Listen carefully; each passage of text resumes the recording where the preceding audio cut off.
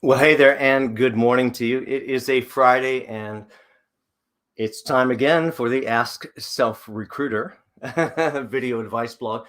We're going to handle some really interesting stuff today. We're going to talk all about really our interview process, but through the concept of really the 10 key questions they ask you. Let's start out by understanding that really in an interview, in my view at least, and everything I'm giving you is my opinion, it's not really your job to answer questions. Which seems very, very strange because it's an interview, there's questions and answers and everything else. So what do I mean by this? I simply mean that, it's your job to use the device of the question answer setup to position and sell yourself. That means you're going to have to learn to be a very effective politician. And if you hear a question that's not quite the right question, you need to rephrase that question and answer the question you wished you were asked. Overall, your job is to teach them how to select you. And that comes from what they hear in the conversation and if they're inspired. So let's get right in. And by the way, if we don't handle your exact question, and you can certainly put some into chat, and if I see those, I will handle them live. But also you can send in your questions simply to ask@selfrecruiter.com. That's ask@selfrecruiter.com. The best of those are included every single week. Let's get started. Small changes change perception on everything. This is part of how you take control of the discussion. So wherever you are, take your first step and learn how to repeat, and not let somebody else think for yourself. So as we get into today, and let's see if I hope we're in the right spot. We're not in the right spot. Let's go to the top of the thing here. One second here. I have my slideshow in the wrong spot. That looks a little better. Let me reshare that with you. 1 second. And right. There we go. Little bit, a little bit better as we get moving forward today. If you've not seen me before, of course, it's all my opinion. Where does it come from? It comes from 7 or 8 years in outside recruitment as a traditional headhunter, right on a desk. Did 3 different disciplines. 2 of them were national market. Simply means I never met anyone. Didn't meet a manager. Didn't meet a candidate. Lots of placements simply in conversation over the telephone. Everything happens in conversation. Also was the national trainer, about 3.5 years as the national trainer, 100 office recruiting system. Every single potential recruiter that would come into the system, they'd come into my 90-day program to teach them how hiring really works, which is not the way people really think it works. Of course, ended up being VP overall that operation until I moved out on my own, really working directly with clients, helping them elevate and lift their brands. That's across resume, LinkedIn, and everything else. Well, let's get into today's questions. Preparing the interview answers is critical. That's your real homework at all times. Very few people can just do it off the cuff. You have to be interviewing literally nonstop all the time to be that good. But what you can do is write out those answers with a critical eye, with a critical ear, analyze them. Make sure they're at the right level of conversational dialogue. Well, let's jump right in here. So first question I'm going to handle today is, tell me about yourself. Has to be probably the most popular question. Often it is the opener. Oh, Jack, Jim, Jill, tell me about yourself. This is simply a platform question to give you a soapbox. Did you package your value before you walked into the room or walked into that Zoom conference or whatever it might be, picked up the phone? Did you understand how you wanted them to perceive your qualifications through how you told the story? Or did you start the story, well, I grew up on a farm back in the wrong story. Let me complete this question for you. It's tell me about yourself professionally. By the way, if your personal story somehow is involved in that, I have a client right now that is a creative director, and part of how they sell their story is the fact that they grew up inside of a bookstore, looking at things other people didn't, reading things other people didn't, inspiring them, and that started them on their journey. Oh, so you can start on a personal note. Just understand it's about constructing a narrative about why you are the most valuable person today. It's also a demonstration of whether you're confident in your background. And there's only 2 reasons you're ever going to get hired. Assuming you're capable and qualified, that's not why you get hired. Wouldn't look at anybody that wasn't capable or qualified. Why you get hired is, why are you interesting? What makes you tick? What drives you? In addition to being capable and qualified. Well, next question, how much do you know about us? Well, in case it's a revelation to you, job search is not only a sales process. Ugh, nobody likes that. It's also a dating process. Ugh, it's our worst horror. Swipe left, swipe right. Okay. So how much do you know about us? First off, it's a chance for you to demonstrate that you have true passion for this company. I know they are interviewing you, but it is not about you. It's a date. It's about them. So, let's think back to some maybe dating horror stories in our past. Did you ever go out on a date with Mr. Me? Oh, me. Oh, me. You think there's going to be a second date with Mr. Me? I don't really think so. Not unless we're going to the Four Seasons or someplace I'm dying to go, and there won't be a third date. That's for sure. You need to demonstrate that you understand what's going on with there. Maybe it's as simple as, gosh, when I was doing my research, I really saw how deeply you are involved in this, and this. That's so inspiring and very, very interesting to me. Well, it's interesting to me, but it's about them. So do your research, figure out what's going on with them. If they have massive reorganization or conflicts inside, prepare for that to come up and prepare for what the reaction might be. But keep in mind, this overall is a way to stroke their ego just ever so slightly, that I'm not just looking for a job, I'm looking for this job with you because it's a date. Let's not lose sight of that. Next question, why are you looking either for a new job or looking to change jobs? They might phrase it different ways. This is your motivation. They want to know what you're all about, what is driving you.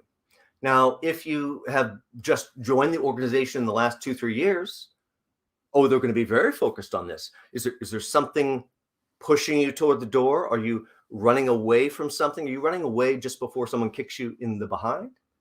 Or is your internal process so messed up that you just have to get out? Careful what you say about your current employer or your most recent employer, because as the new potential employers listening, they are thinking about, if I hire you, what are you going to say about us? Oh, we're messed up inside too. What negative seeds are you going to sow in the conversation after? So the why you're looking for a new job or looking to change, that's about understanding your motivation and to make sure it's in a good place. By the way, if you've been in a role for quite some time and we have enough background, then it can simply be that we really achieve so much with the organization that we're in, but we saw an opportunity to do even more at the new one, of course. And that had to be exciting to us. Even though it's about us, it's really back to being about them.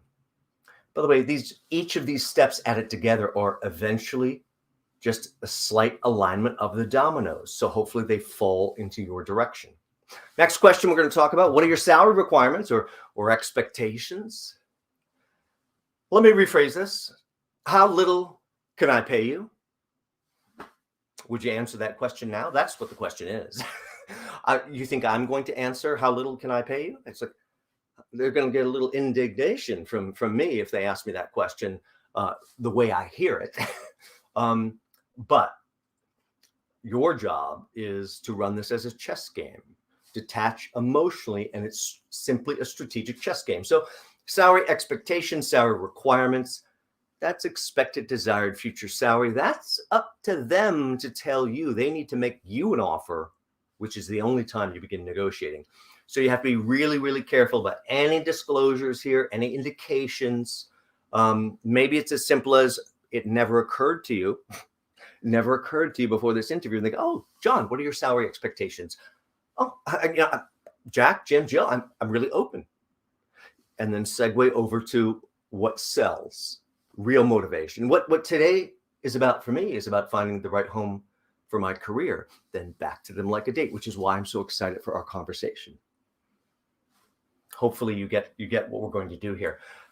In the interview intervention lecture, there's a whole series of how when they begin to ask follow-up questions about salary, how do we deal with that? That is a separate video. Go take a look at that one. And we'll do a separate Q&A all on negotiations coming up. Next question we're going to handle today. Why should I hire you over all others that I see? This is throwing down the gauntlet, the challenge.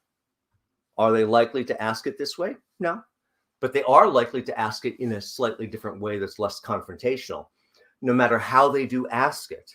Okay, what about you? Why are you so special? It's the same question. Tell me now why I should hire you over all others that I see. Back to chemistry and confidence, the only two reasons we get hired, assuming we're capable and qualified. By the way, you don't have to have held this job before to be capable and qualified. You only have to be capable and qualified. It's clear right on my resume. I've not held this job before, but you can see that by what is there, I'm certainly capable and qualified. So why I should hire you, really, this is where our modesty and humility, a lot of my lectures, I joke that we're not Kardashians. Modesty and humility are wonderful traits, by the way, for all the other aspects of our life, but not job search, not career. These two areas, it's going to work directly against us. So here's where it's a test of confidence. They want to hear you, not like, oh, I'm the right one. Are you sure? I'm not quite sure your confidence is there. Confidence is about being able to relax into who you are and be confident when you speak and not have to rush. And you know what helps that? Rehearsal. Write out your script, write out your answers, and practice. Interviewing is a high stakes pressure situation. Most people don't really perform well in that kind of arena without the proper practice. So make sure you have all the different reasons. It's probably, when you think about your competitor, it's probably something that the competitors aren't likely to bring to the table. Even if the competitors are all cookie cutter for the role, I can still throw them under the bus. Well, Jack, Jim, or Jill, one of the reasons, or the main reason I think you should hire me, I think you're probably in this process going to meet so many people that are somewhat interchangeable, cookie cutter, even held this job before at the competitor. But of course, you have to look at those backgrounds and you have to wonder, since so many organizations are not quite at their optimum yet, which means a little bit of a storm going on inside. Did this person learn the right method? Did they get the right exposure? Are they the right ones, or are they just bringing their baggage and everything else with them? What I bring to the table is something different. I bring all of that, but I also bring this other item. You have to think about why you are different, combined with your passion, energy, and excitement about this brand, company, or whatever they're doing. It's a date. It's about them. You're not just trying to secure a random date, but a date with them. Why this job? This goes to the motivation of, is this the right job for the arc of your career? When I was on the desk as a recruiter, a lot of people that were qualified for certain roles could not understand why they could not get seen or would not be hired. And you know what? If someone was looking for a certain role with 4 to 6 years background that has these qualities, and you've got 2 years of that background and you've got all those qualities, they'd like to know if this is right for you. Or let's go the opposite direction. You've got 15 years of background where they'd like 4 to 6 years. You're fully qualified. You can do this role. You're excited about it. But where are you in the arc of your career? Suddenly, you're well past this role. This goes down to what is a good hire. A good hire by most standards is someone that I can hire into the role, be sufficiently challenged and growing for the next 2 years that really by about that time, they're ready to be promoted up to whatever the next level is. And they need to be able to stay into that role for another, 2-3 years. So overall, if I can have this person in a 4 to 7 year period, probably a pretty good return on my investment. So the why this job is so they can decipher your answer and figure out, is this right for you? What's your trajectory? Will you feel bored? Will you feel overwhelmed? I hope you come up with a great answer for that one. What is your greatest strength? Boy, greatest strength and greatest weakness is coming next. These things are somewhat trick questions. The greatest strength, and really any of these answers that I'm giving today, you need to shift from simply telling them to showing them. That's the big difference. Not simply, oh, my greatest strength is my ability to engage. Okay. Besides what I can see on screen that's engaging, could you give me an example? You need to speak in examples. So if my greatest skill was to engage, and that was really important to the role, I might say, well, Jack, Jim, or Jill, one of my greatest strengths is my ability to engage stakeholders. When I think of this, when I think of one of our largest projects that we worked on, which was this, and that was a project that went from this scope all the way over to here. The stakeholders involved were very diverse, and their opinions of where we needed to head was in a diverse direction. But I was able to effectively engage them and really get them to see from my view why strategically the direction I chose was the right one. And to me, that's the most difficult piece to find among most individuals that you might look to hire. It's a date answer. Wrap it up and give it to them. Greatest strengths so they can imagine you're going to come right over there and implement something like you just said. Well, let's go the other way. What is your greatest weakness? I think most people really get what this is. This is not a confessional moment. You grew up Catholic. I know all about confession. This is not a confessional moment. This is not where you need to, I need to tell the truth about what my weakness is. Really? So I don't hire you? Everybody has some weaknesses. So let's get by that not confessional moment. What you need to think about is, how are different weaknesses that you have? How could each of those be turned into a strength in the way you tell story? If someone were to ask me as an example, well, John, what's your greatest weakness? Well, and you have to let them see you reflect on it. Well, Jack, Jim, or Jill, I would say one of my greatest weaknesses is, I confess to you right now, I'm a little OCD, a little focused. Really, I'm one of those individuals that if I'm on the project and running the project, I'm never quite happy until really quite past the 11th hour, probably 5 minutes to midnight, because I think there's something better that we can deliver. It tends to drive a few of my coworkers crazy on occasion, but you know what it does? It produces absolutely amazing work product, and that's what I'm most proud of. Anybody going to care that I'm a little OCD? We need to learn how to channel those things. I'm a little OCD in life too, but it's how you channel those things, and that weakness becomes an amazing strength. Next question. Well, how do you handle stress or pressure? Gosh, why would they be asking that? Do you think it's a volatile little tornado inside that company? Probably. I've had a long friend of mine who's a long-term client as well. They've worked in their career. They worked for GTE Internetworking, which became Genuity. They worked for Level 3 Communications, Liberty Media, Nokia Siemens Networks, Cisco Systems, and beyond that as well. Every company I just mentioned to you absolutely messed up beyond belief internally. It's like a meat grinder of reorganization, eternally spitting out people in parts. So how are you going to handle the stress? How are you going to handle the pressure? This, again, is not a confessional moment, but they would like an example. Every one of these things, if you can come up with a real life example to walk them through, put them in your shoes, have them looking out of your eyes and feel it. Pressure and stress, I think I handle it pretty well. When I think of a project that was pretty stressful, I think of XYZ project and, the challenge there, and walk them through the challenge, walk them through the analysis, walk them through the solution, and walk them through the benefit of your solution. Boom, boom, boom, boom. And wrap up how you navigated the stress along the way. Put that at bay to get to the end result for your organization or your company. Next question. Well, talk to me about a conflict you navigated in your role. So let's think about that. They might ask this a different way. Tell me about some conflict. Tell me about a disagreement. Tell me about some stress. Whatever it is, they'd like an example of how somebody conflicted with the direction that you wanted to go, and somehow you were able to bring them over to your view to see out your eyes and see a new possibility. Variation on how we engage those stakeholders. But for all of these, the best thing is to have a real answer, a real show and tell. Well, that's just the top 10 for today. I hope you can join in next Friday at 11 a.m. for another Ask SelfRecruiter session.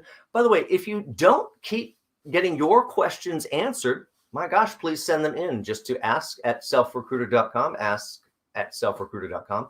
Best ones will always be included here.